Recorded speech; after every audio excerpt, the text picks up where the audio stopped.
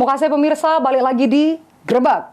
Polres Banyuasin memusnahkan narkotika jenis sabu senilai miliaran rupiah, serta ribuan pil ekstasi dengan cara di blender.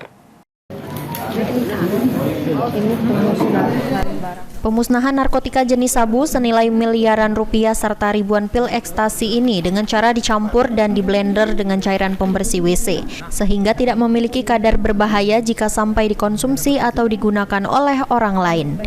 Menyikapi meningkatnya kuantitas penyalahgunaan narkotika, Kapolres Banyuasin AKBP Verly Rosa Putra menekankan pentingnya partisipasi masyarakat dalam upaya pencegahan dan pemberantasan narkoba, terutama di Kabupaten Banyuasin.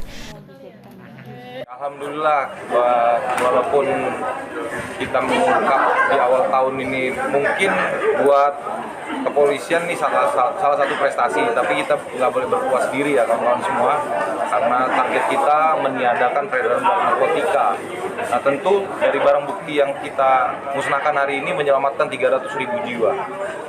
Sekali lagi ya, harapan saya kepada seluruh masyarakat khususnya di Kabupaten Banyuasin, mari sama-sama kita bersinergi untuk memberantas peredaran narkotika, karena angka peredaran narkotika khususnya di kabupaten kita pada umumnya di Provinsi Sumatera Selatan ini fantastis dan mengkhawatirkan.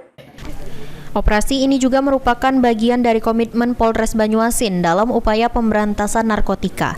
AKBP Verly Rosa Putra berpesan bahwa ke depan pihak kepolisian akan terus melakukan penegakan hukum terhadap siapapun yang terlibat dalam peredaran narkotika.